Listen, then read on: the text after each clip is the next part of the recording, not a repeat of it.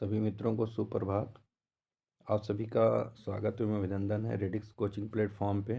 Friends, एक thoughts है आज मॉर्निंग में कि हर बाधा एक नया सबक है जो आपको और ऊंचाई तक ले जाता है। इसी के साथ आज हम लोग 20 MCQs क्वेश्चंस करेंगे जीके एंड जीएस के। तो चलिए स्टार्ट करते हैं आज का 20 MCQs में पहला क्वेश्चन कह रहा है फ्रेंड्स कि पृथ्वी की आंतरिक संरचना को मुख्यतः कितनी परतों में बांटा गया है।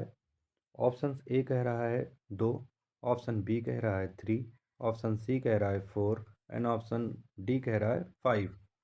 तो इसका राइट आंसर करिए फ्रेंड्स कि पृथ्वी की आंतरिक संरचना को मुख्यतः कितनी परतों में बांटा गया है। चलिए तो इसका राइट आंसर करिए आप लोग फ्रेंड्स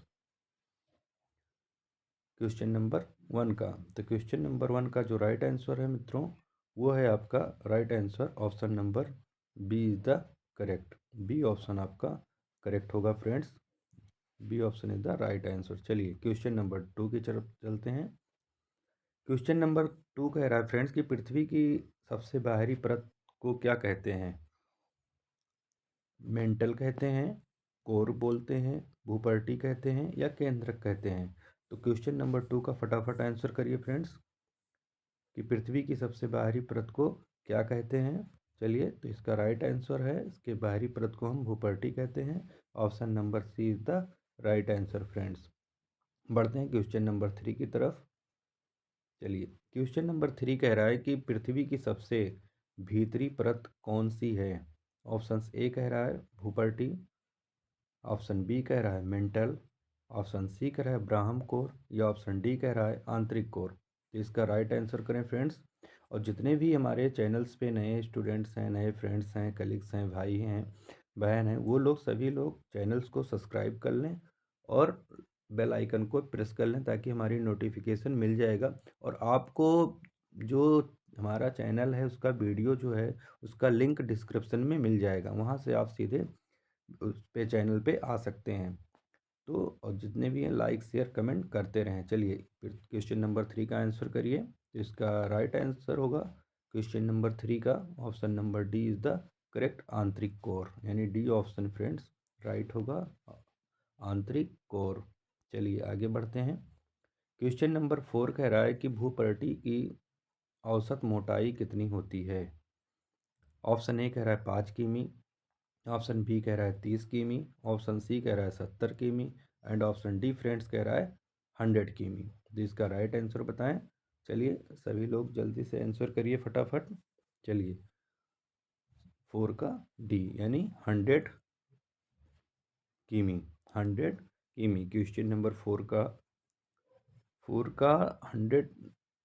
ये बेटा एक मिनट फ्रेंड्स, ये 4 किमी नहीं, इसका जो राइट आंसर होगा फ्रेंड्स 30 किमी, यानी option number B is the correct. B option is the right. Okay चलिए आगे बढ़ते हैं। क्वेश्चन नंबर 5 कह रहा है कि भूपर्वती की औसत मोटाई कितनी होती है। इसकी मोटाई कितनी होती है, औसत की मोटाई कितनी होती है, रिपीटेड क्वेश्चन है। इसका राइट आंसर हो जाएगा option number B is the correct. चलिए आगे बढ़ते हैं। क्वेश्चन नंबर 6 कह रहा है कि पृथ्वी का सबसे घना भाग कौन सा है। पृथ्वी का सबसे घना भाग कौन सा है फ्रेंड्स। ऑप्शन ए कह रहा है भूपर्टी, ऑप्शन बी कह रहा है मेंटल, ऑप्शन सी कह रहा है ब्राह्म कोर एंड ऑप्शन डी कह रहा है आंतरिक कोर। तो इसका राइट आंसर करिए क्वेश्चन नंबर 6 का। इसका राइट आंसर है option number D is the correct. चलिए आगे बढ़ते हैं। क्वेश्चन नंबर 7 है 4 मित्रों कि कह रहा है कि कोर मुख्यतः किन तत्वों से बना है। कोर मुख्यतः किन तत्वों से बना है। ऑप्शन ए है सिलिका व एल्युमिनियम, सिलिका व मैग्नीशियम, ऑप्शन सी कह रहा है लोहा व निकेल, ऑप्शन डी कह रहा है फ्रेंड्स कार्बन व नाइट्रोजन। तो किससे बना है हमारा कोर। चलिए राइट आंसर करिए क्वेश्चन नंबर 7 का। तो ये जो बना है फ्रेंड्स लोहा और निकेल से। Option number C is the right, लोहा और निकेल से बना हुआ है। आप लोग स्क्रीनशॉट भी ले सकते हैं। चलिए आगे बढ़ते हैं। क्वेश्चन नंबर 8 कह रहा है कि यह तरंगे किस माध्यम से नहीं गुजर सकती हैं। इसमें ध्यान रखिएगा फ्रेंड्स, नहीं पूछा है, यानी नहीं वाले शब्द को ध्यान रखिएगा। इसमें नहीं पूछा है कि नहीं माध्यम से यह तरंग किस माध्यम से नहीं गुजर सकती हैं। तो इसका राइट आंसर करें फ्रेंड्स, ठोस से, द्रव से, गैस से, ठोस व द्रव से। तो क्वेश्चन नंबर 8 का राइट आंसर करिए। तो इसका राइट आंसर होगा द्रव से, यानी B option is the correct. B option आपका फ्रेंड सही हो जाएगा। चलिए आगे बढ़ते हैं। क्वेश्चन नंबर 9 कह रहा है कि मेंटल का ऊपरी भाग क्या कहलाता है। जो मेंटल का ऊपरी भाग होता है उसे हम क्या कहते हैं। ऑप्शन ए है स्टेनोस्फियर, ऑप्शन बी कह रहा है फ्रेंड्स लिथोस्फियर, ऑप्शन सी कह रहा है कोर, ऑप्शन डी कह रहा है मोहो। तो इसका राइट आंसर दीजिए फ्रेंड्स क्वेश्चन नंबर 9 का। मेंटल के ऊपरी परत को हम लोग क्या बोलते हैं, तो वो भाग क्या कहलाता है फ्रेंड, तो वो है स्टेनोस्फियर।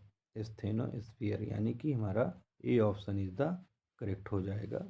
चलिए आगे बढ़ते हैं। क्वेश्चन नंबर 10 कह रहा है कि भूपर्टी और मेंटल के बीच की सीमा को क्या कहते हैं। भूपर्ट क्या कहते हैं। ऑप्शन ए कह रहा है गुटेनबर्ग असंतुलित, ऑप्शन बी कह रहा है कोनराड असंतुलित, ऑप्शन सी कह रहा है मोहरोविसिक असंतुलित, या ऑप्शन डी कह रहा है रेले असंतुलित। तो इसका राइट आंसर करिए फ्रेंड्स क्वेश्चन नंबर 10 का। तो इसका जो राइट आंसर होगा friends option number C correct answer. चलिए आगे बढ़ते हैं। क्वेश्चन नंबर 11 कह रहा है कि मेंटल और कोर के बीच की सीमा को क्या कहते हैं। ऑप्शन ए कह रहा है मोहो असंतुलित, कोनार्ड असंतुलित,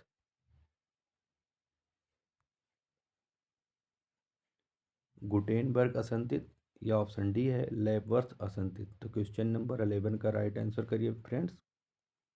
तो इसका जो राइट आंसर होगा फ्रेंड्स वो होगा आपका गुटेनबर्ग असंतुलित, यानी C option is the correct. C option आपका सही उत्तर है। चलिए आगे बढ़ते हैं।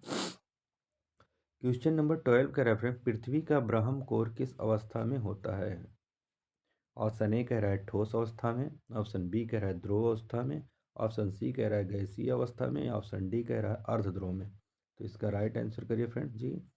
सभी के राइट आंसर्स हैं आ रहे हैं। चलिए आप लोग भी सही उत्तर करिए फ्रेंड्स, और कमेंट में आंसर करते रहें। तो जो लोग चैनल पे नए हैं फ्रेंड्स वो लोग सब्सक्राइब कर लें और बेल आइकन को भी प्रेस कर दें, और ज़्यादा से ज़्यादा लाइक और शेयर करते रहें फ्रेंड्स। चलिए क्वेश्चन नंबर 12 का राइट आंसर करिए। तो इसका जो राइट आंसर है friends B option is the correct ध्रुव। पृथ्वी का ब्रह्म कोर किस अवस्था में होता है, तो ध्रुव अवस्था में होता है। चलिए क्वेश्चन नंबर हमारा ये भी रिपीटेड क्वेश्चंस हैं। चलिए तो ये हमारा राइट आंसर पृथ्वी का आंतरिक कोर किस अवस्था में होता है फ्रेंड्स, तो ये ठोस अवस्था में होता है। पृथ्वी का आंतरिक कोर किस अवस्था में होता है फ्रेंड, तो इसका राइट ऑप्शन होगा सी इज द करेक्ट आंसर। चलिए क्वेश्चन नंबर 14 की तरफ चलते हैं।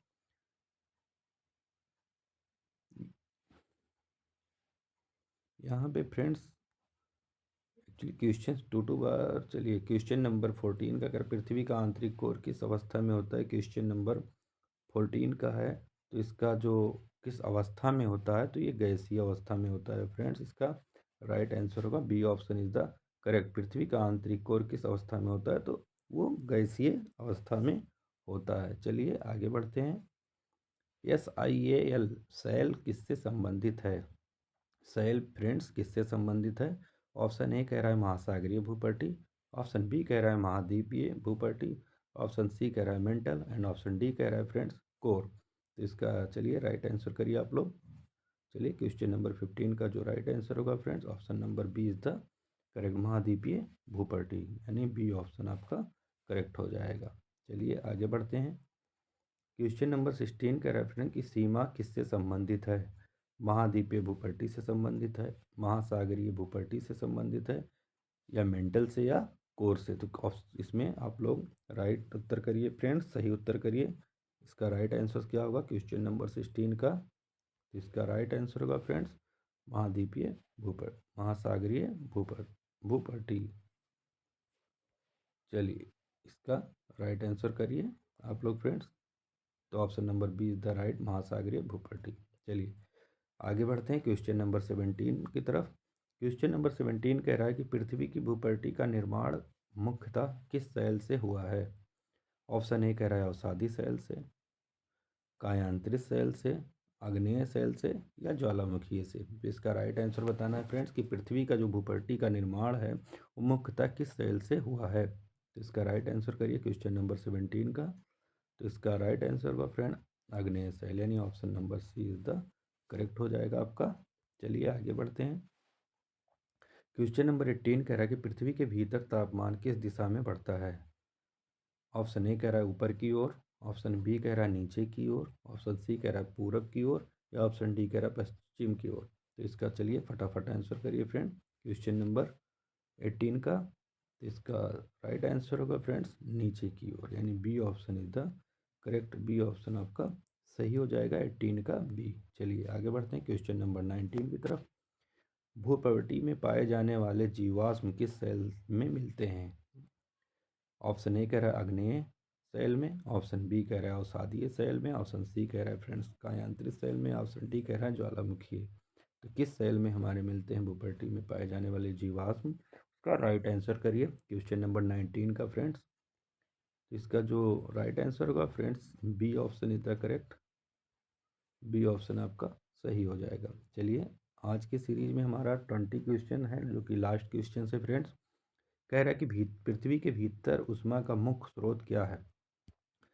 ऑप्शन ए कह रहा है सूर्य, ऑप्शन बी कह रहा है घर्षण, ऑप्शन सी कह रहा है रेडियोधर्मी तत्व, या ऑप्शन डी कह रहा है ज्वालामुखी। तो इसका राइट आंसर करें फ्रेंड्स कि इसका राइट आंसर क्या होगा। और जितने भी हमारे चैनल्स पे नए हैं फ्रेंड्स वो लोग सब्सक्राइब कर लें और बेल आइकन को प्रेस कर लें, और आपको हमारे चैनल का जो लिंक है वो डिस्क्रिप्शन में मिल जाएगा, वहाँ से आप सीधे चैनल्स पे आ सकते हैं। आप लिंक को क्लिक करिए, तुरंत आपको सारे वीडियोस मिल जाएंगे।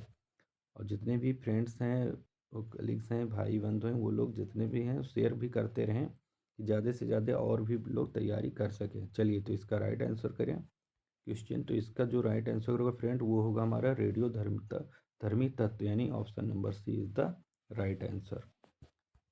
Right answer. Thanks for watching friends, मिलते हैं नेक्स्ट वीडियो में। तब तक के लिए अपना ख्याल रखिए। जय हिंद।